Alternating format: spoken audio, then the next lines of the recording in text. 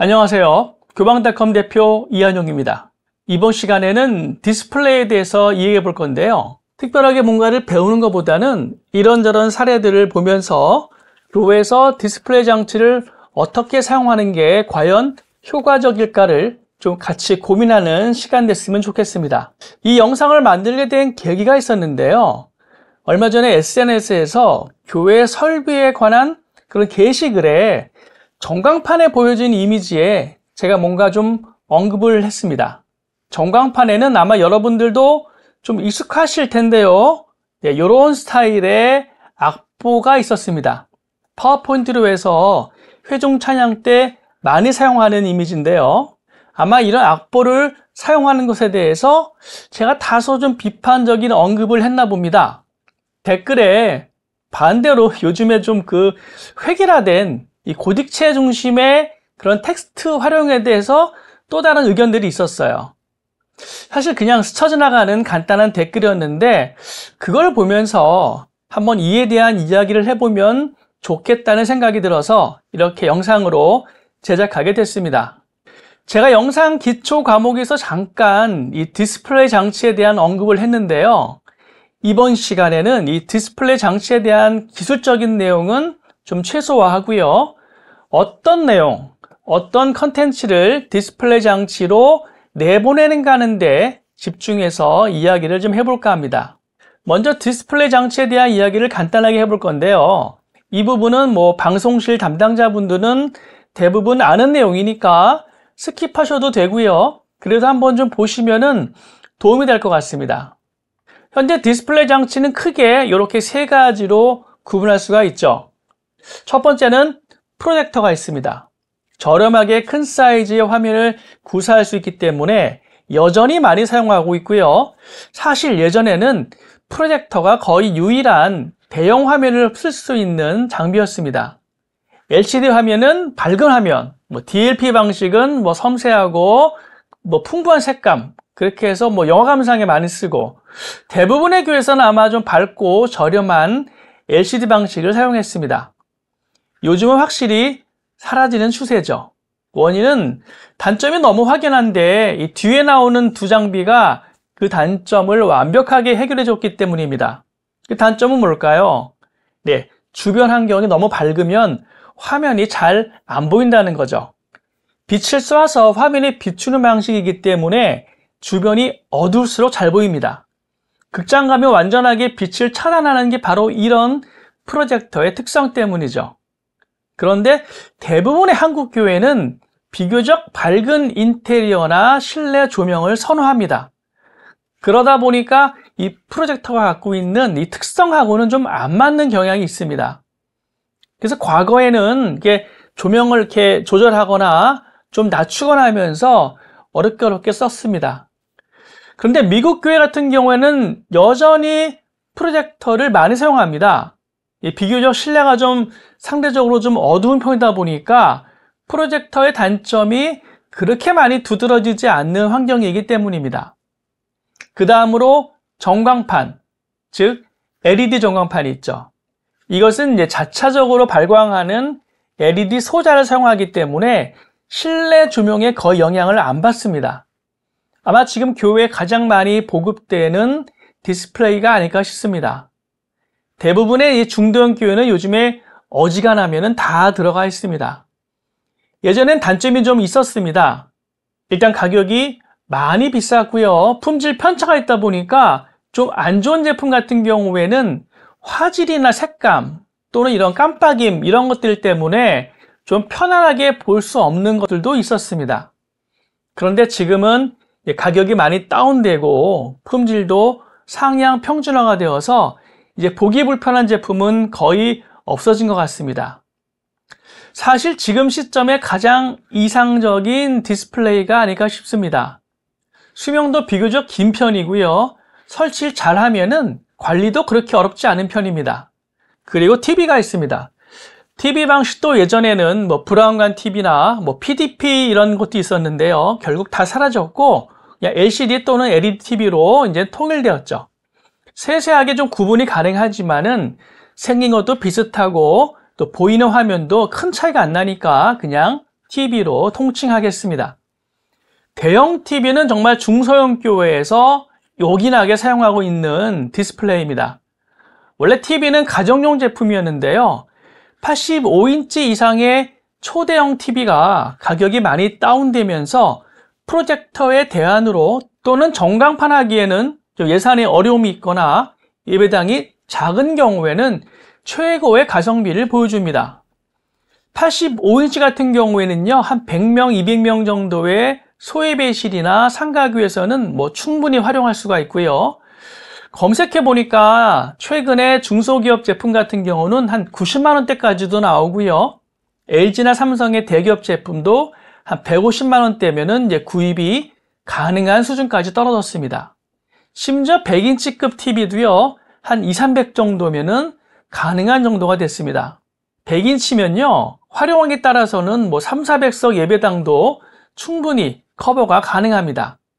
색감이나 관리 측면에서 이 대형 TV만큼 뛰어난 대안은 별로 없을 것 같습니다. 가격도 아주 저렴한 편이고요.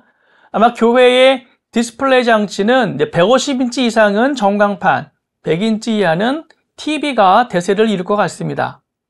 전광판이나 TV는 계속해서 사양이 올라가면서 가격이 떨어지기 때문에 점점 선택의 고민이 많아질 것으로 예상됩니다. 행복한 고민이죠. 자, 다음으로는요, 디스플레이 활용의 변천사를 잠깐 살펴보겠습니다. 물론 제가 겪은 변천사입니다. 왜냐하면 지금까지 어떻게 변화해 왔는지를 좀 살펴보면은요, 앞으로 그럼 어떤 식으로 바뀔지가 조금 예상이 되면서 여러 가지 아이디어들이 이제 유추되기 때문입니다. 제가 처음에 교회 사역을 시작한 2001년도는 교회에 프로젝터가 많이 설치되기 시작한 때였습니다. 제가 처음에 교회에 부임하니까 바로 몇 주 전에 교회 영상 장비라는 것들이 막 들어왔어요. 카메라도 달고요. 그리고 당시 꽤 비싼 금액으로 3,000안시 프로젝터가 설치가 되었습니다. 그리고 400인치 아주 큰 전동식 스크린이 설치가 됐습니다. 지금 기준으로 3,000안시면은요, 가정용 프로젝터보다도 좀 못한 사양이 있는데, 당시 3,000안시면은 장비 크기가 만만치 않았습니다. 그런데 화면이 가운데 떡하니 있으니까 교회는 문제가 되죠. 거의 대부분의 교회는 가운데 십자가가 있는데 그거를 가려버리는 겁니다. 그래서 화면 필요할 때는 내리고 안 쓸 때는 올려놓는 그런 식으로 썼습니다. 당시에는 내 대표기도 마치고 전체 회중이 주기도문 할 때 그 소음을 틈타가지고 스크린을 내렸습니다. 내리는 소리가 만만치 않았거든요. 그리고 성가대 찬양할 때 가사 내보내고 목사님 설교하실 때 파워포인트로 자료를 내보내고 그렇게 썼습니다. 당시에는 주일 예배에는 찬송가만 불렀기 때문에 굳이 회중 찬양에는 스크린을 쓰지는 않았어요. 그리고 금요기도회 때는 이제 자막기를 써가지고 가사를 넣어서 스크린을 활용했고요. 자, 400인치 초대형 화면이다 보니까 한번 내리고 올리는 게 보통 큰일이 아니었습니다. 그러다 보니까 스크린에 또 손상이 오기도 했습니다. 3,000안시면은 지금 기준으로도 밝지 않았기 때문에 정말 공들여서 조명을 막 조절해서 최소한 화면이 볼 수 있도록 조절했었고요. 그래서 한 5년 쓰다가 5,500안시 프로젝터로 한번 교체를 했습니다. 이건 램프가 2개여서 화면이 정말 밝아졌습니다. 그리고 램프 비용도 많이 들었고요. 그래도 여전히 조명을 비켜가게 세팅을 해야 했습니다. 좀만 좀 올리면 안 보였어요. 이렇게 사용하다가 중요한 변화를 겪게 됩니다. 그동안 꾸준하게 어느 교회 가니까 스크린이 좌우에 있더라. 그러니까 가운데 십자가를 가리지 않아도 되더라. 이런 의견들이 나왔습니다.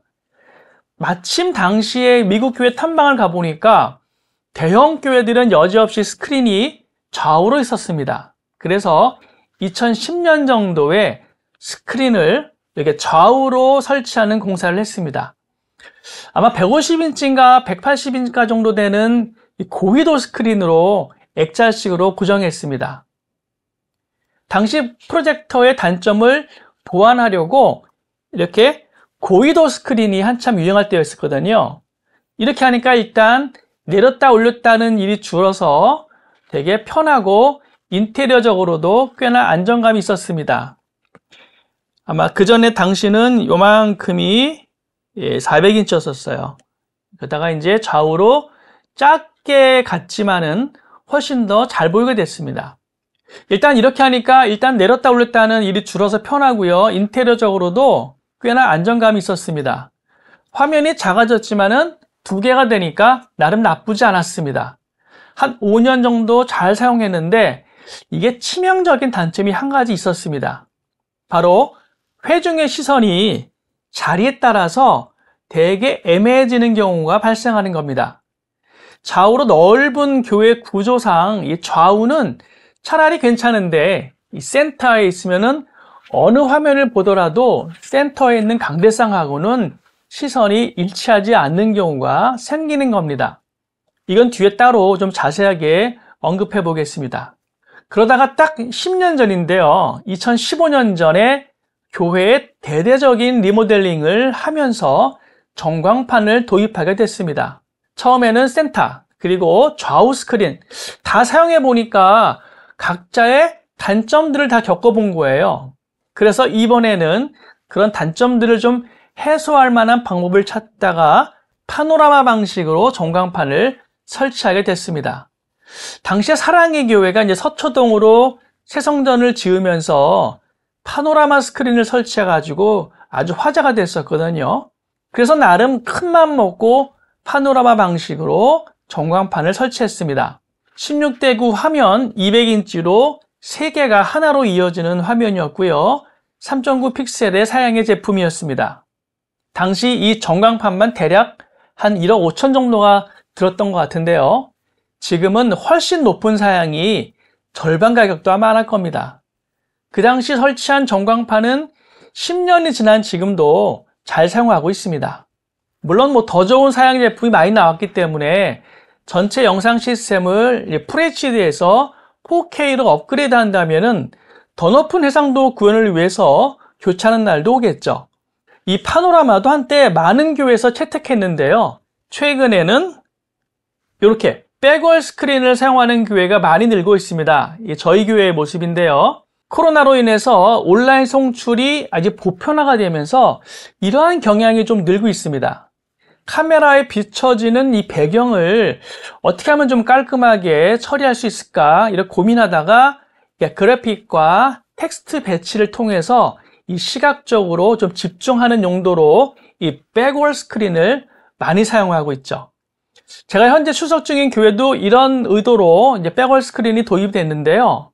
최근에 방문한 이 분당에 있는 만나교회 같은 경우에는 이렇게 백월 스크린하고 이 좌우 스크린, 그리고 또 센터에도 스크린을 갖췄습니다. 총 3개의 레이아웃을 가졌는데요. 센터 이 세로 화면은 이 스마트폰에서 영감을 얻었다고 하시더라고요. 세로 화면을 자주 보는 그런 트렌드를 반영한 그런 배치가 아닌가 싶습니다. 또는 아주 대형 전광판 하나를 가지고 화면을 분할해서 백월 용도로도 또는 텍스트나 영상을 내보내는 용도로도 같이 사용하는 방법도 점차 늘고 있습니다. 여기까지 한 20년이 넘는 스크린의 변천사를 좀 살펴봤는데요.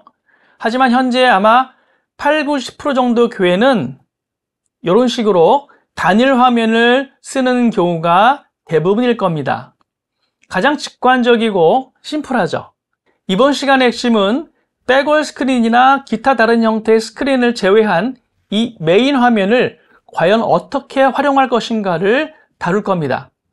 이게 간단해 보이지만 경우에 따라서는 간단하지 않은 상황도 나오게 되니까 집중해서 한번 들어보시기 바랍니다. 먼저 전제 드릴 것은 이것은 정답이 있는 내용은 아닙니다. 교회의 상황과 시스템에 따라서 다양한 방법이 나올 수 있다는 점을 먼저 염두에 두시기 바랍니다. 자, 먼저 PGM이라는 용어를 좀 정리하고 시작해 보겠습니다. PGM은 여러 카메라를 사용하기 위한 이 스위처라는 장비에서 볼 수 있는 용어입니다. 프로그램의 약자죠. 이 프로그램은 PGM은 최종 송출 화면이라고 이해하시면 됩니다. 카메라가 여럿 있을 경우에는요, 선택된 카메라 화면, 또는 PIP 같은 방식으로 두 가지 이상의 카메라 영상을 합성한 화면 또는 자막이 들어간 화면, 이 모든 최종 송출 화면을 PGM이라고 합니다. 카메라 소스가 아니고 PC 입력을 받아가지고 스위처에 최종 송출로 내보내면은 PC 화면도 PGM이 될 수 있습니다. 몇 가지 활용 방법을 구분해 볼 수 있는데요. 첫 번째는 카메라 없이 PC 송출을 바로 디스플레이에 연결하는 경우입니다. PC나 노트북의 출력을 바로 연결하는 것인데요. 이런 경우는 외부 송출 없이 작은 예배실에서 텍스트 정보나 영상 클립을 보는 용도로 사용합니다. 세미나나 성경 공부 때도 딱 이 구성으로 사용하죠. 자, 두 번째는요, 영상 카메라가 추가가 됩니다. 영상 카메라 화면과 PPT 화면을 번갈아 가면서 사용하는 일반적인 방법입니다. 온라인 송출을 시작하게 되면서 대부분의 작은 교회들도 카메라 한두 개 추가해서 이 방식으로 업그레이드를 했습니다. 요즘은 PC 신호를 바로 영상 스위처를 받기 때문에 어렵지 않게 카메라와 PC 화면을 번갈아 가면서 사용할 수가 있습니다. 이 방식도 카메라 컨트롤과 스위처 조작 정도가 추가될 뿐 특별하게 고려할 내용은 별로 없습니다. 디스플레이에 보이는 것은 카메라와 PC 화면, 주로 파워포인트 화면이나 또 VCR이라고 하죠. 영상 플레이백 소스 정도가 사용됩니다. 셋째는 조금 복잡해집니다. 영상에 자막을 넣습니다. 자막기를 사용하는 경우도 있고요. 스위처에 크로마키 기능을 이용해서 파워포인트에서 자막을 준비했다가 내보내기도 합니다. 큰 비용을 들이지 않고 자막기 없이 카메라 소스에 자막을 삽입할 수 있어서 실제로 많이 사용합니다. 이런 경우도 결국에는 디스플레이에 보이는 화면은 PGM이 됩니다. 2번과 큰 차이는 없죠. 자막을 쓰느냐 아니냐 차이 정도고요. 자, 네 번째는 좀 독특한 형태입니다. PGM과 악보를 PPT로 보는 형태입니다. 자막기 사용하지 않고요. 의외로 이 방식을 사용하는 교회가 많습니다.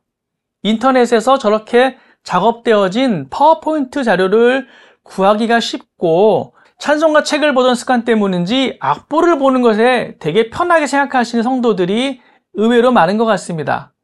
참고로 저는 음악 공부를 좀 했는데요. 성가대 지휘도 했었고요. 성가대에서도 보면은요, 악보 볼 줄 아는 분은 사실 아주 소수입니다. 대부분은 파트 연습을 해서 적당히 외워서 옆에 사람 거 따라 부르죠. 악보를 읽는 것은요, 나름 훈련이 필요하거든요. 성가대가 그런 정도인데 일반 회중이야 사실 어떻겠습니까? 그런데 한번 익숙해진 것을 바꾸기는 쉽지 않은지 악보를 고집하는 교회가 꽤 있더라고요. 아무튼 볼 줄 알고 모르고 문제를 떠나서 이런 악보를 사용하는 교회가 적지 않게 많은 게 현실입니다. 자, 이제 그럼 각 사례에 대한 문제들을 한번 좀 살펴보겠습니다. 2번부터 4번까지 모두 해당되는 문제인데요. PGM을 메인 디스플레이에 사용하는 게 과연 필요할까요? PGM은 기본적으로 카메라를 잡은 화면에 자막이 입혀진 내용들이 일반적인데요. 디스플레이를 보는 회중은 디스플레이에 보이는 카메라 화면을 육안으로 직접 볼 수 있다는 점을 먼저 알아야 합니다. 예배당이 커서 화면을 확대해서 큰 디스플레이에 보여주는 게 나름 필요한 상황이 있습니다. 몇천석 또는 몇만석 되는 그런 공연장, 콘서트에 가보신 분은 아마 이해하실 거예요. 실제 가수는 정말 작게 보이거든요. 그런데 그걸 카메라로 잡아서 큰 대형 화면에 보여주면요, 가수의 표정도 보이고 아주 몰입감이 올라갑니다. 그런데 그렇지 않은 공간에서 실제 시야에 들어오는 상황과 카메라로 비춰서 디스플레이에 보여주는 화면이 차이가 없다면 과연 의미가 있는가 하는 질문을 해볼 수 있습니다. 특히 이 센터의 전광판이 한 120인치나 150인치 정도로 비교적 작은 전광판을 사용하거나 또는 100인치 이하 TV를 설치한 경우에는요, 실제로 보이는 목사님과 화면에 보이는 목사님이 약간 더 크게 보일 뿐 유의미한 정도의 차이는 아닌 경우가 많습니다. 즉, 실제 목사님과 화면에 보이는 목사님 두 분이 한 시야에 들어오는 거예요. 이거는 좀 의미 있게 살펴볼 필요가 있습니다. 자, 이외에도 몇 가지 문제가 있습니다. 바로 카메라로 화면을 잡다 보면은 스크린 화면이 카메라에 잡히는 경우가 있습니다. 이중 송출되는 현상이죠. 화면 안에 또 다른 화면이 있는 상황입니다. 저는 이거 굉장히 싫어해서요. 최대한 안 겹치게 하려고 많이 노력했는데요. 이 PGM으로 촬영하다 보면은요. 이런 현상을 피하기가 이게 쉽지가 않습니다. 그리고 작은 화면에 하단 자막을 쓰려면은 글자를 어지간히 키우지 않으면은 또 잘 안 볼 수가 있습니다. 뒤에서는요. 그래서 충분히 글자를 키우면은 온라인으로 딱 보면은 별로 예쁘지가 않습니다. 원래 방송 자막은 가급적 작게 처리해야 화면도 많이 안 가리고 깔끔하거든요.